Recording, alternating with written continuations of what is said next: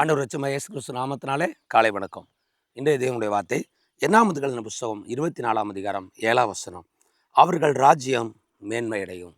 தேவனுடைய பிள்ளைகளே, இந்த கால வேளையில் கர்த்தர் சொல்றாரு, உன்னுடைய ராஜ்யம், உன்னுடைய வேலை, உன்னுடைய குடும்பம் மேன்மையடையும்.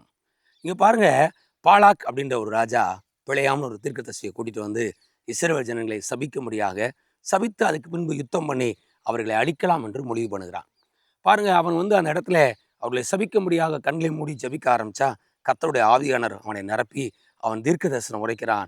சபிக்க வந்தவன் ஆசீர்வதித்து இஸ்ரவேல் ஜனங்களை பார்த்து சொன்னான், அவர்கள் ராஜ்யம் மேன்மை அடையும் என்று சொன்னான்.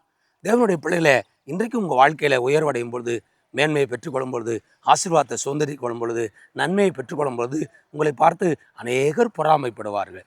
பொறாமைப்படுறது மாத்திர உங்களுக்கு தீமை செய்ய முயற்சி செய்வார்கள். ஏன், அழிக்க கூட பிரயாசப்படுவார்கள் இந்த பாலாக்கை போல. ஆனால் நீங்க ஒன்றையும் குறித்து பயப்படாதீங்க. உங்களை பாதுகாக்கவும், உங்களை ஆசீர்வதிக்கவும், உங்களை மேன்மைப்படுத்தவும் தேவன் உங்களோடு கூட இருக்கிறார்.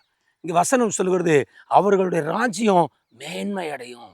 தேவனுடைய பிள்ளையே, உன் குடும்பம் மேன்மை அடையும். நீ செய்கிற வேலை மேன்மை அடையும். உன்னுடைய பிள்ளைகள் மேன்மை அடைவார்கள். நீ செய்கிற ஊழியம் மேன்மை அடையும். உன் சந்ததி மேன்மை அடையும். நீ செய்கிற ஒன்னொன்னும் மேன்மை அடையும்.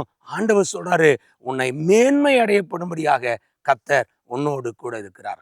அது அர்த்தம் என்ன தெரியுமா? நீங்கள் வாளாக மாட்டீங்க, நீங்கள் தலையாவீர்கள். நீங்கள் கீழாக மாட்டீங்க, நீங்கள் மேலாவீர்கள். ஆண்டவர் சொல்றாரு, நீங்க குறைஞ்சு போக மாட்டீங்க, நீங்களோ பழுகி பெருகுவீர்கள். கடற்கரை மணலை போல பெருகுவீர்கள். தேவனுடைய ஆசீர்வாதம் உங்களுக்கு நிறைவாய் கிடைக்கும். ஆண்டவர் சொல்றாரு, உங்கள் ராஜ்யம், உங்கள் குடும்பம், உங்கள் வேலை, உங்கள் பிள்ளை, உங்க வீடு அது மேன்மையடையும். கர்த்தர் உங்களை இந்த வருஷத்திலே மேன்மைப்படுத்துவார். கர்த்தர் உங்களை ஆசீர்வதிப்பார். God bless you.